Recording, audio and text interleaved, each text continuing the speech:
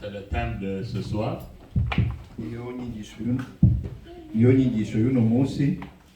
Nous allons ouvrir nos Bibles. On va lire dans Luc, le chapitre 10.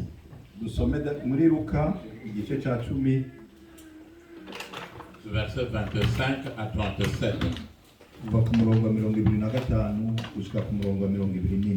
Luc 10, 25 à 37. Luka igice cya 10 kuva ku murongo wa 25 gushika ku murongo wa 37. Alléluia.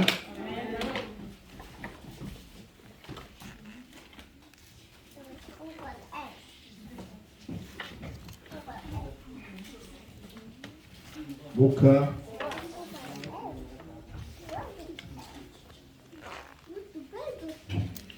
tubanze dusabe bafise abana abafashe batuze.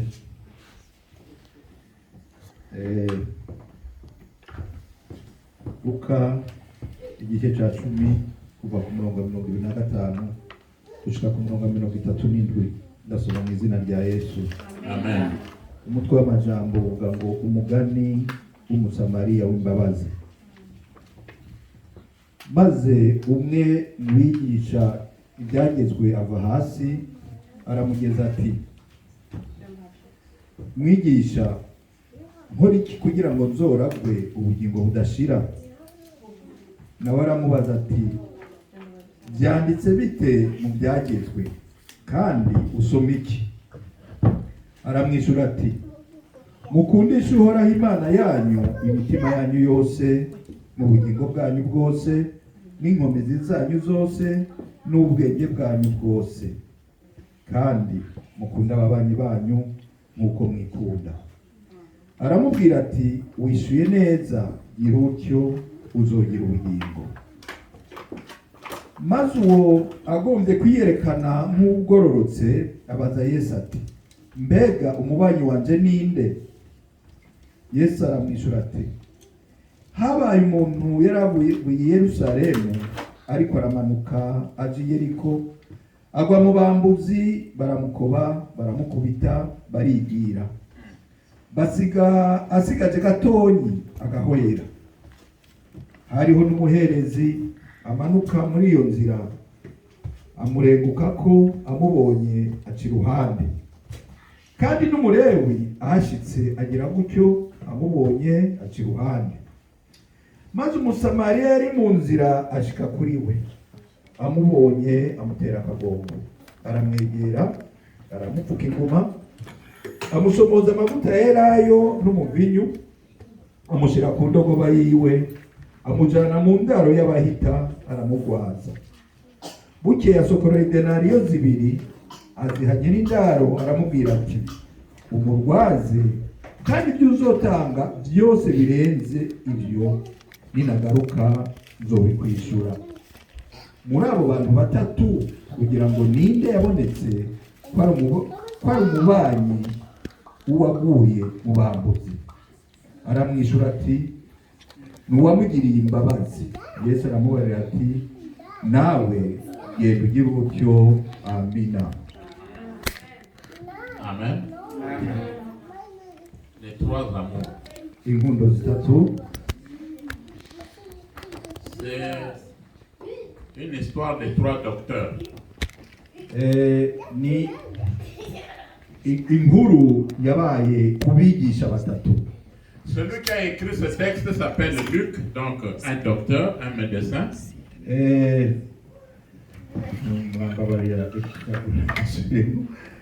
Uwanditse ibi n'uwaminuje ni docteur, ari umwigisha, docteur mu buryo bw'amashuri yaminuje. Rero uwanditse ibi ni Luka, nawe yari yaraminuje amashuri cyane. Il était médecin avant et s'est fait évangéliste. Yari umuganga, mu nyuma arahindura abo muvugabutumwa. Celui qui vient converser avec Jésus-Christ, un docteur de la loi. Wa undi nawe ariko arayagana Yesu Kristo, n'uwari yaraminuje mu buryo bw'amategeko. Et Jésus-Christ, selon Nicodème avait dit à Jésus-Christ, tu es le docteur qui vient d'en haut. Donc, 3 docteurs. na Yesu Kristo ku buryo bwa Nikodemu yari yaramubwiye ngo uri umwigisha w'ikirenga avuye mu ijuru. Urumva Yesu niwe munyabwenge w'ikirenga abaye wa gatatu. Le docteur de la loi dit à Jésus, que dois-je faire pour hériter le royaume des cieux? Wa munyabwenge w'amategeko, amategeko muri ucyari cyo amabwirizwa ya umunyabwenge w'amategeko abwira Yesu ati niki nokora kugira nze ndagubwami. Et Jésus-Christ lui réplique la question et dit, que dit la loi? Yesu Kristo aramusubiza ati amusubiza ikibazo nawe ati amategeko akubwira iki? Et monsieur dit, tu aimeras ton Dieu de tout ton cœur, pas la moitié du cœur, tout le cœur. Wa muntu asubiza Yesu ati uzokundisha Imana yawe umutima wawe wose. Ntabwo avuze igice ntako wisigariza, n'umutima wawe wose. Alléluia. Amen. Ça me fait parfois rire de voir des couples, la femme qui dit à l'homme, je te donne mon cœur. L'homme aussi dit à la femme, je te donne le cœur. Si tu donnes le cœur, tu vas rester avec moi. Rimwe biranwenza iyo mbonye umugabo abwira umugore ngo ndaguhaye umutima wanje, umugore nawe ati ndaguhaye umutima wanje, none ni watanga umutima usigarana iki? Or, si tu donnes ton cœur à Jésus-Christ, à Dieu, celui qui doit maintenant garder et gérer, de sécuriser le mariage. Ahubwo uhaye umutima wawe Yesu niwe acahindukira akabitunganya agatuma bigenda neza muri rwa rugo rwawe. Et si tu donnes ton cœur à Dieu, kandi uhaye umutima wawe Imana, il est difficile que tu puisses mourir d'arrêt cardiaque ou d'arrêt du cœur. Parce que le cœur, tu l'as donné à Dieu. Biragoye uzokwicwa n'ingwara y'umutima, umutima wawe uhagarare cyane ngo ari kukugwaye kuko wa mutima wawe uhaye Imana. Yesu ashimwe. Amen. Et il dit encore que tu aimeras ton Dieu de toute ton âme.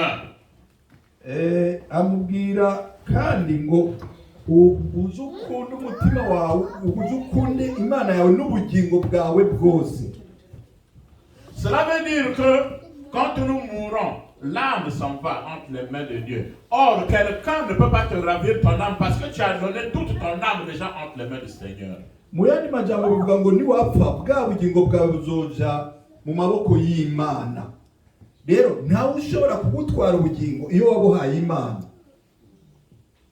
Tu aimeras ton Dieu de toute ta force. Kandi uzokundisha Imana imbaraga zawe zose. Tout de suite, vous avez suivi notre Kaka qui a dit qu'elles se sont toujours fortes. Amen. Kanya muhejeje kumva yuko Kaka mama wacu avuze yuko ashima Imana ko agifise imbaraga ahagarara ngahagashima. Mais oui, parce que quand tu donnes ton cœur, tu donnes ta force à ton Dieu, tu ne peux pas être faible. Même quand tu as 70 ans, 80 ans, quand les gens te regardent, te donnent 30 ans.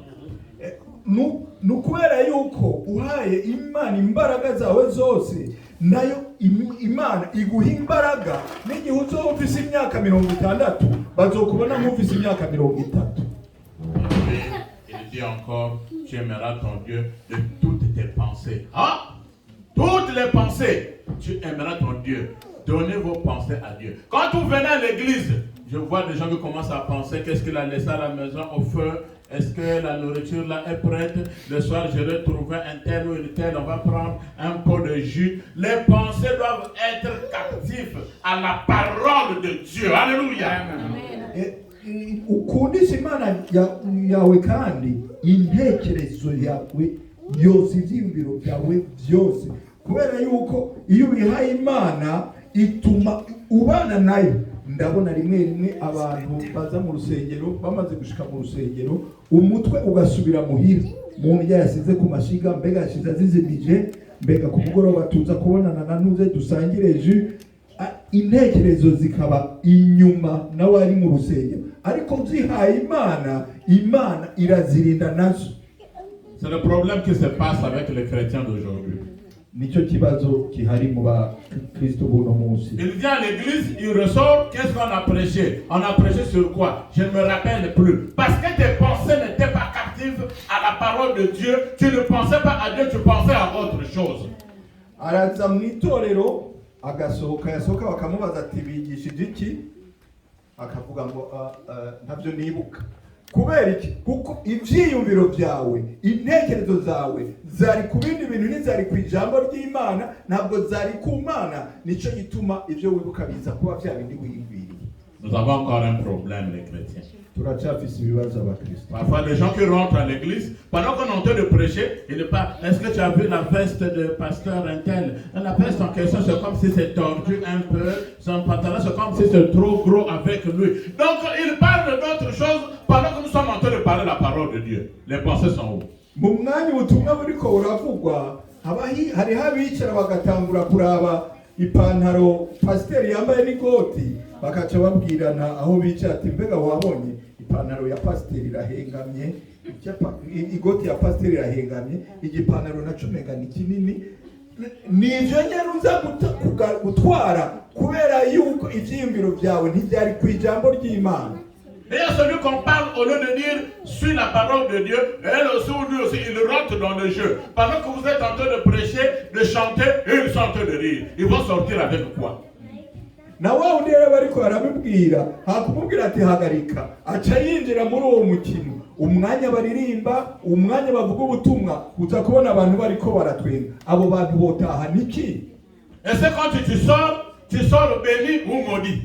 Mbega iyo usohotse uvuye mu itorero utaha uhezagiwe cyane uza gutaha uvumwe. Et sachez-moi. Amen. Et puis il le dit, tu aimeras ton prochain comme toi-même. Yongera aramubwira ati kandi uzokunda umubanyi wawe nkuko wikunda wewe nyine. Ça me fait parfois rire quand quelqu'un vient chez vous, vous le dites, ça le bienvenu, faites comme chez vous. Bon, s'il va dormir dans ton lit, il a fait comme chez lui. Tu vas dire que ça n'est pas lui. C'est l'hypocrisie. Biranenza rimwe iyo umuntu akugendeye ukamubwira ati ni karibu ubwa neza mera nkuri wiwe, mbega yo cagenda mu gitanda cyawe akaryama wo mwagiriza iki, wovuga ngo ntanderagira, ariko wamubwirwa ko ari nkuri wiwe. Ah oui, chez lui, faites comme chez lui, il va ouvrir tes marmites. Tu vas dire non, c'est un impoli, comment il est venu ouvrir mes marmites? Mais c'est toi qui l'as dit, faites comme chez vous. Umubwiye ati igira nk'iwawe, agaca agenda kugura amasafuriya yawe, tuvuga uyu muntu ntanderagira, ariko niwe wamubwiye ngo abigenze nk'uko abigenza iwe. Mais au fait, quand on aime ton prochain comme toi-même, il n'y a pas de problème.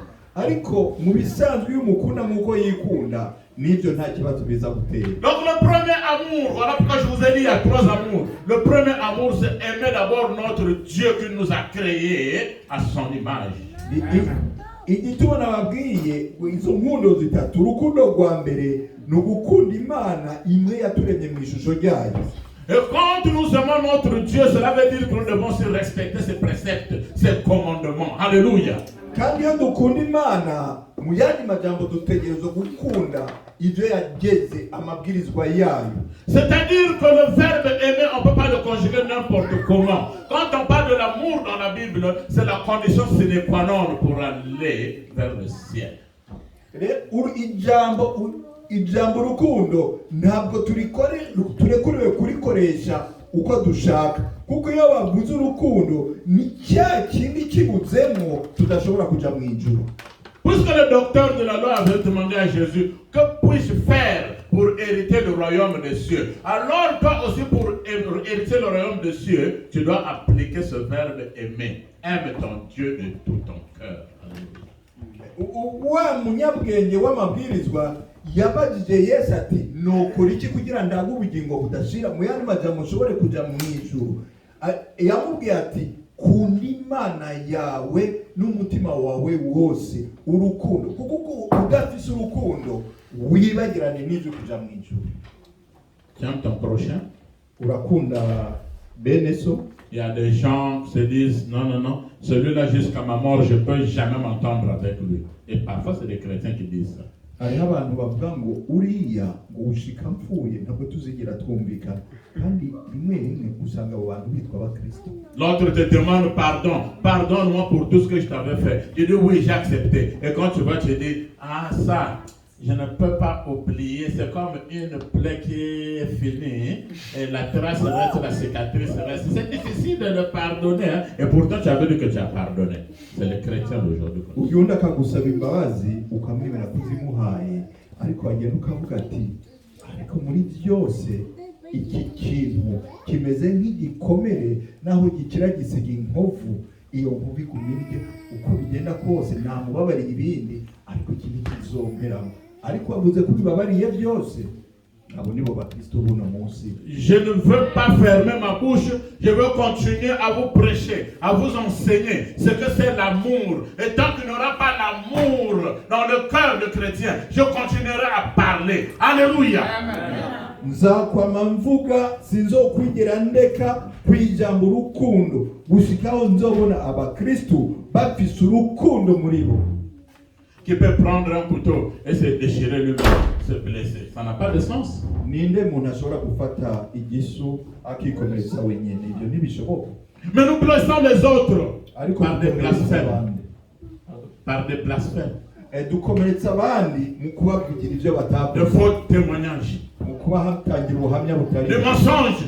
Mu binyoma. Là où l'autre est déjà blessé, au lieu de lui apporter la guérison, la solution, toi tu veux encore mettre le couteau pour que la plaie puisse s'agrandir. C'est les chrétiens. Mwene so yabarababaye hakugenda kumufasha kumukiza umutima utwara imbugita ugasubira ugasogota. Abo nibo bakristo bono munsi.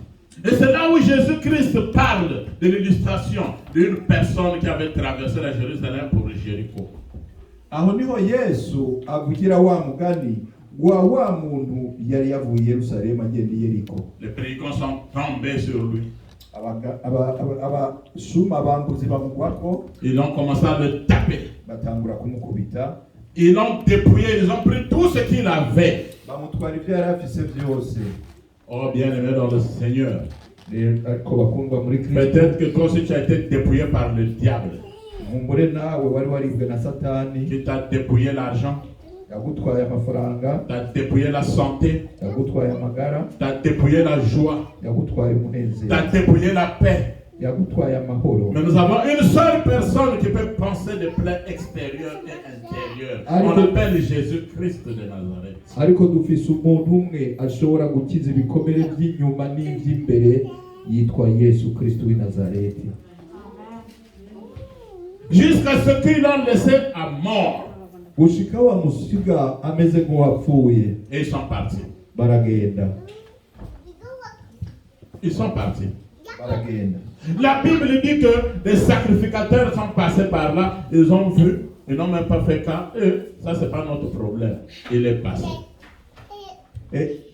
Ijambo riratubwira yuko abaherezi bahaciye bararavuga ati ibyo si ibituraba barakomeza baragenda. En droit on appelle ça non-assistance de personnes en danger. Mu mategeko y'isi bavuga ukudatabara umuntu ari mu bibazo. C'est pas le fait de prêcher la parole de Dieu. C'est pas le fait d'être un pasteur. C'est pas le fait d'être un bishop, un docteur en théologie. C'est pas ce que Jésus-Christ nous recommande. Mais nous recommande l'amour du prochain et la compassion. Sukuba pastori, sukuba bishop, sukuba umwigisha w'ikirenga. Sivyo Yesu adusaba urukundo. C'était bien des sacrificateurs, donc ils connaissaient bien la loi. Mais quand il vient, il voit la personne qui souffrait, il dit non, ça c'est pas mon problème, il est passé. Barabigisha kandi bari bazi amabwiriza ariko bahashitse baramuravye bavuga ati ibisi byacu barirenganira. Le Lévite aussi est venu, il a vu, c'est la descendance de Lévi, il a vu la personne, non, il est passé outre, c'est ce que la Bible dit. Haraza n'umurewi nawe nebimera nkuko aramuraba ararengana niko ijambo ry'Imana ryatubwiye. Dieu n'est pas un Dieu de tribus. Imana si imana y'amoko, Dieu n'est pas un Dieu de pays. Imana si imana y'ibihugu. Jean 3,16. Yohani 10:16. Car Dieu a tant aimé le monde. Kuko Imana yakunze, kubw'Imana yakunze isi. La Bible ne dit pas car Dieu a tant aimé le Burundi. Ntabwo ijambo ry'Imana itubwira ngo kubw'Imana yakunze Burundi. Car Dieu a tant aimé le Congo. Kubw'Imana yakunze Congo. Même là, il n'a pas dit car Dieu a tant aimé Israël. Nta nubwo yavuze ngo kubw'Imana yakunze Israël. Donc quand les gens disent oui, la Bible dit que Dieu, Jésus-Christ était venu pour les Israélites.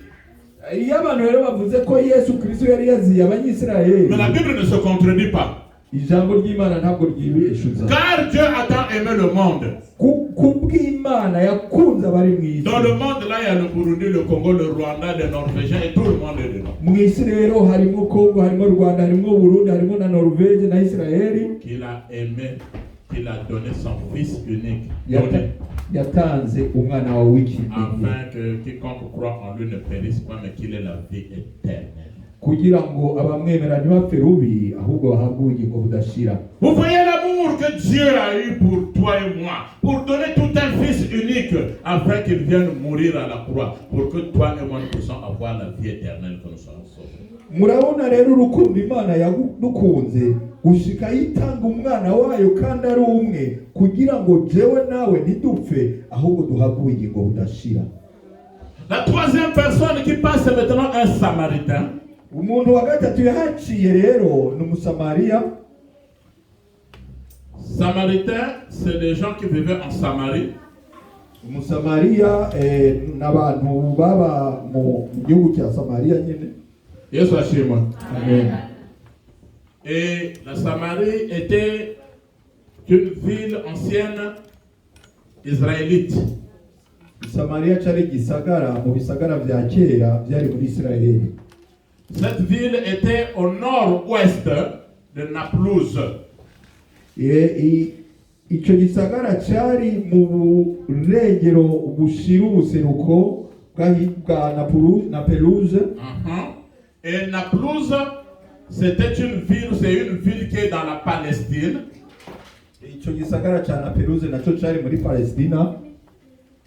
Naplouse et Jérusalem, il n'y a que 50 km qui les séparent. Hagati rero ya Naplouse na Yerusalemu hari ibirometero 50. Alors Samarie, c'était une ville créée par le roi Omri.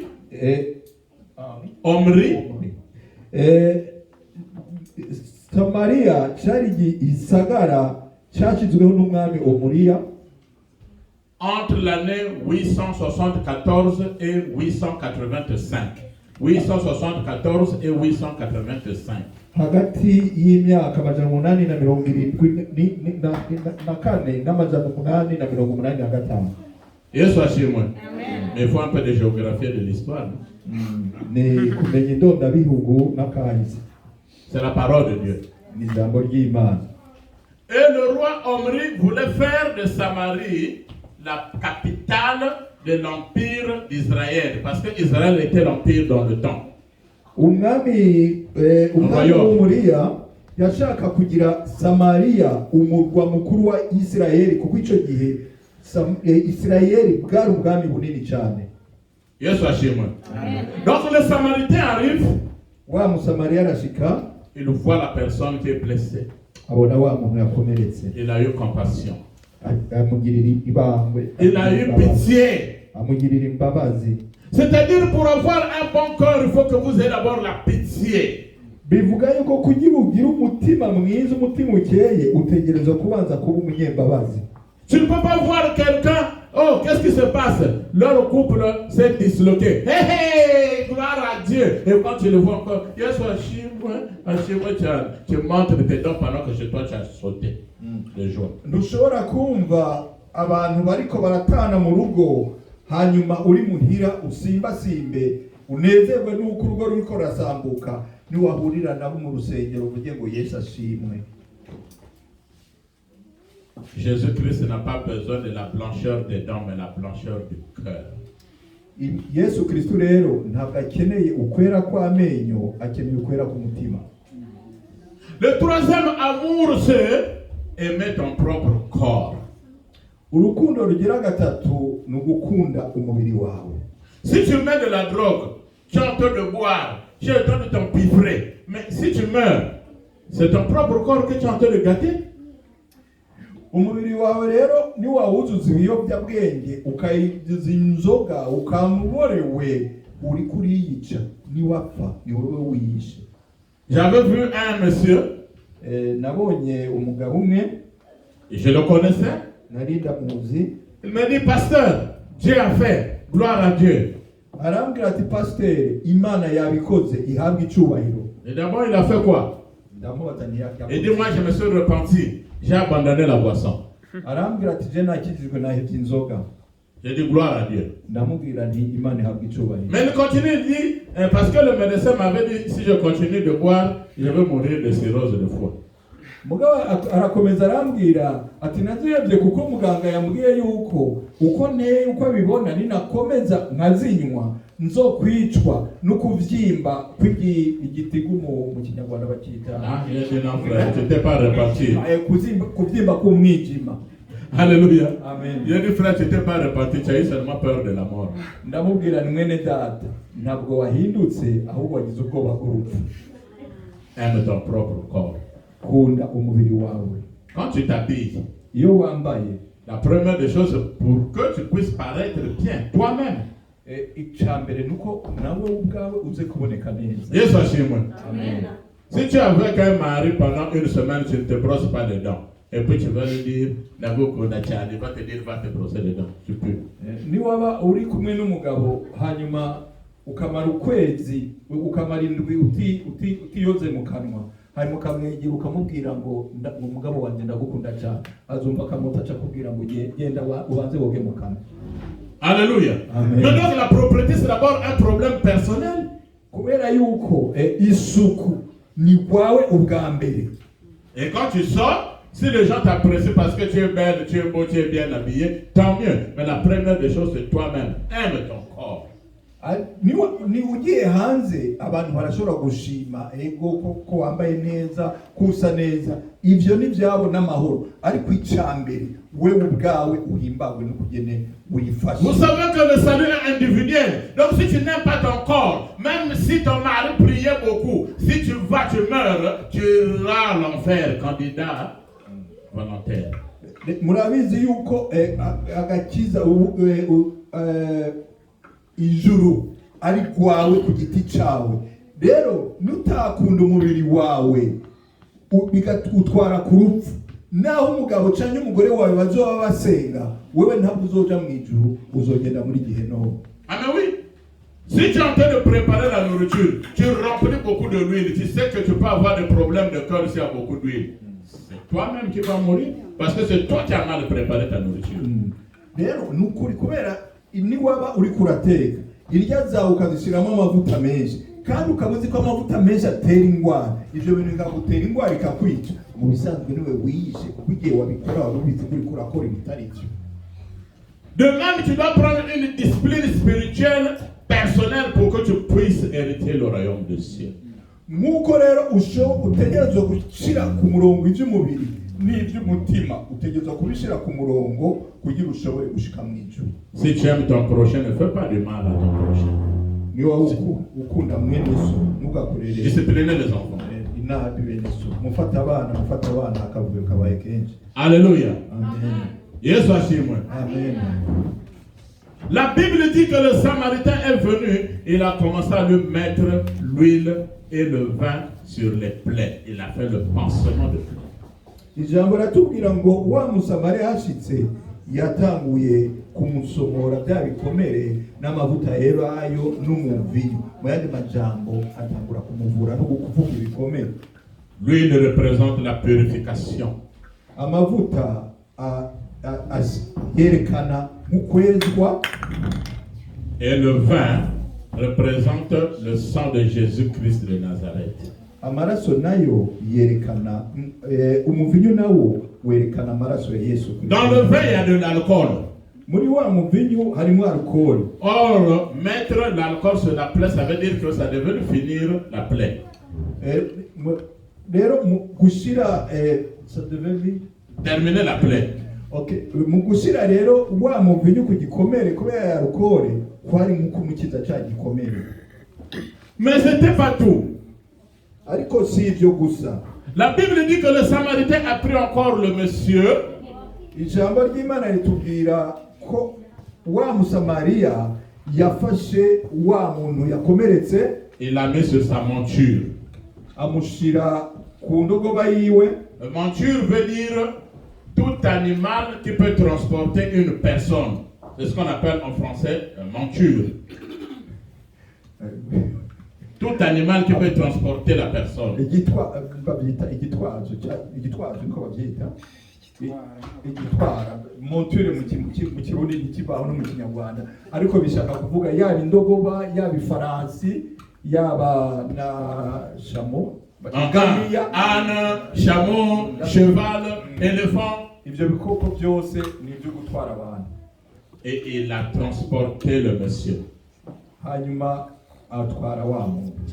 Jean 10 nous dit que, Jean chapitre 10 verset 10, Yohani igice cya 10 tubwira, le voleur ne vient que pour tuer, umusuma nta kimuzana kindi pour atari détruire, n'ukonona, pour dérober. ukwiba.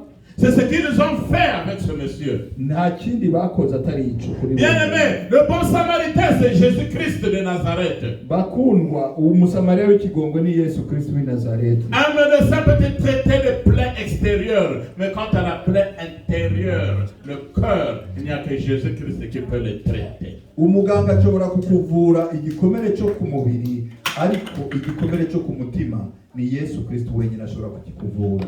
Quand tu as des problèmes, tu es stressé, même si tu vas chercher un psychologue, parfois le psychologue lui-même il a des problèmes plus que toi.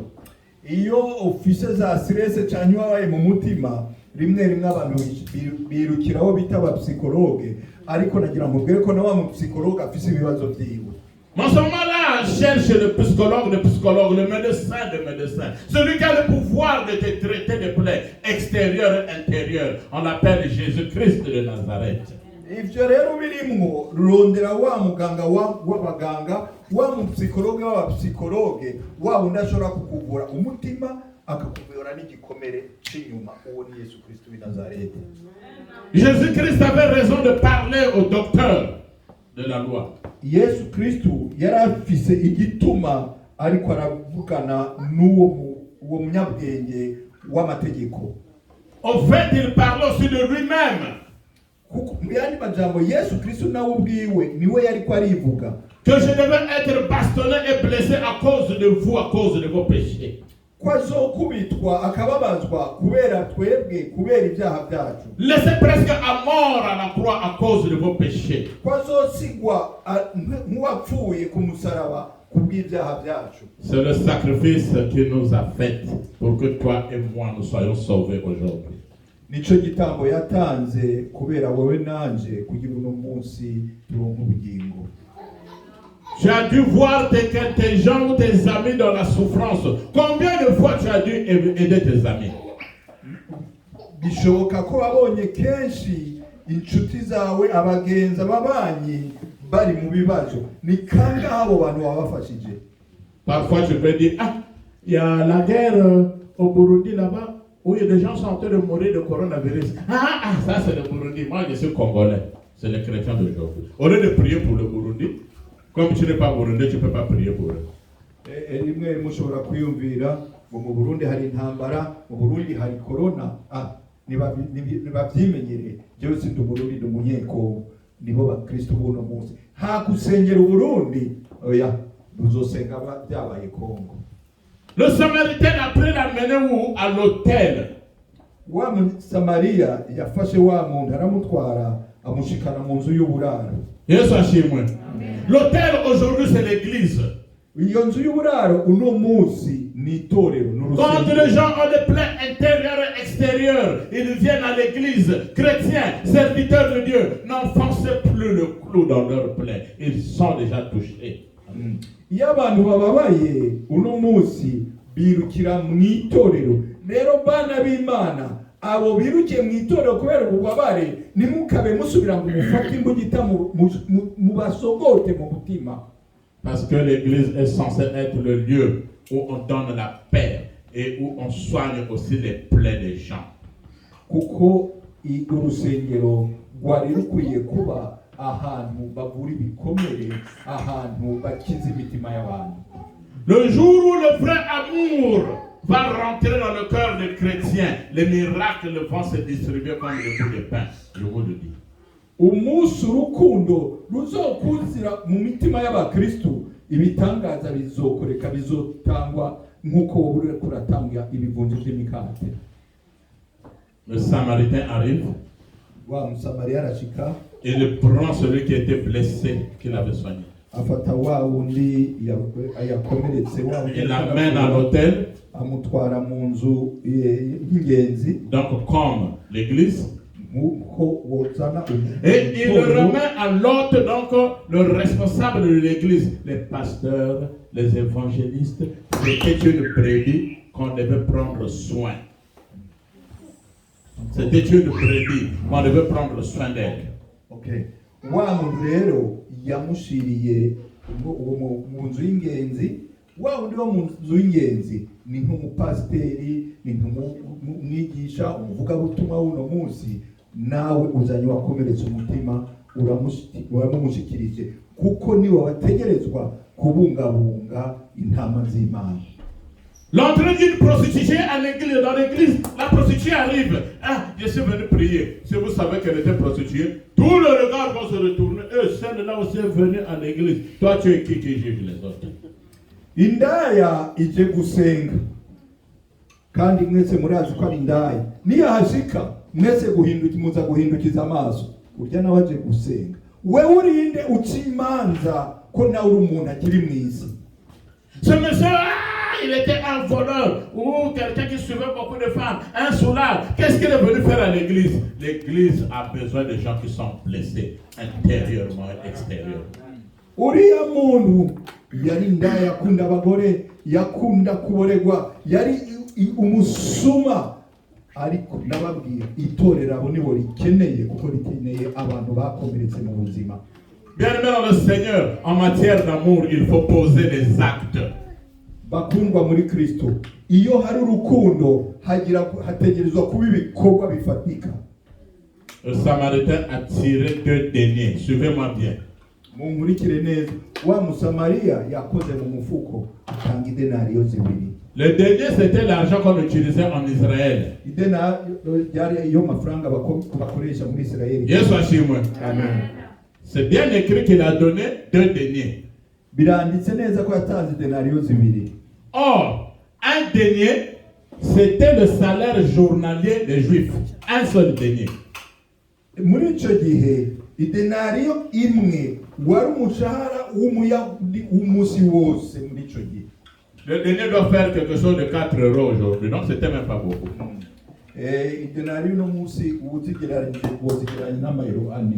Bon, si un denier était le salaire d'un seul jour, donc 2 deniers, c'était le salaire de combien de jours? 2 jours.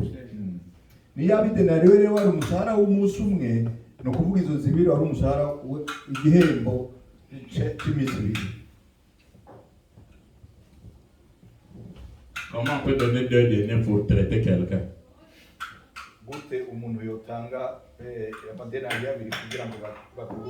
Et le Samaritain dit, toi, prends soin de cette personne. S'il y a quelque chose de dépense que tu peux faire, fais-le. Moi, quand je viendrai te récompenser. Jésus-Christ arrive bientôt pour qu'il récompense ceux qui sont tentés de travailler avec des cœurs purs, des cœurs d'amour. Alléluia.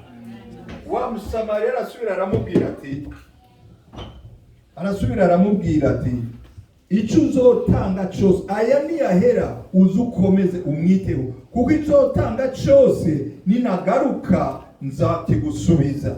Bakundwa, Yesu Kristo araje vuba kandi aje guhemba abariko baramukorera n'umutima utunganye. S'il y a un surplus, je vais te le rembourser, je vais te le donner.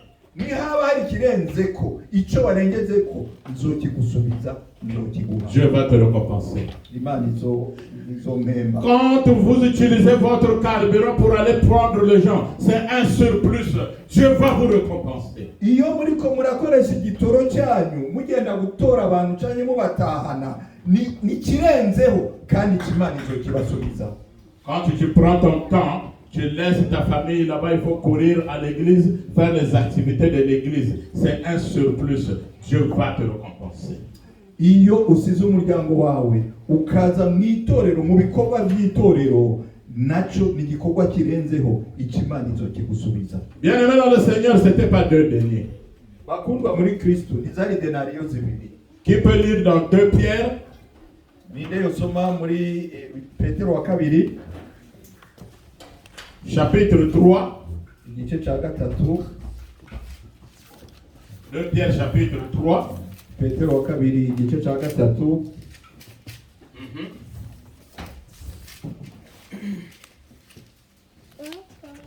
Verset 8. Umurongo 8. 2 Pierre 3, 8 dit ceci. 2 Pierre chapitre 3, verset 8 dit ceci. Petero wa kabiri igice cya gatatu umurongo 8. Kadusome mu izina rya Yesu. Amen. Ariko bakundwa, iri jambo rimwe ntirikabasobe, yuko mu mwami Imana umunsi umwe ari nk'imyaka igihumbi, n'imyaka igihumbi ari nk'umunsi umwe. Amen. Donc, un jour, le salaire d'un jour là, un jour est comme 1000 ans pour Dieu. Rero umushahara w'umunsi umwe ni kimwe n'imyaka igihumbi ku Mana. Donc, si un denier était le salaire de 1000 ans, 2 deniers, ça fait 2000 ans. Niba denariyo rimwe wari umushahara w'umunsi umwe ariko iyo myaka igihumbi ku Mana ni ukuvuga zibiri ni imyaka ibihumbi bibiri. Mais il y a de cela 2000 ans que Jésus-Christ était parti, il va revenir. Donc ça veut dire que la fin du monde arrive bientôt, Jésus-Christ revient. Les 2000 ans sont déjà passés. Rero niyaba Yesu Kristo yavuze imyaka ibihumbi bibiri yo kugaruka, rero Yesu araje vuba, ibyo bihumbi bibiri byararenganye. Alléluia. Amen. Donc on vous recommande d'être prêt et de pratiquer l'amour parce que Jésus-Christ revient bientôt. Que Dieu vous bénisse. Imana ibaye sakire. Rero mubwirize kugira urukundo.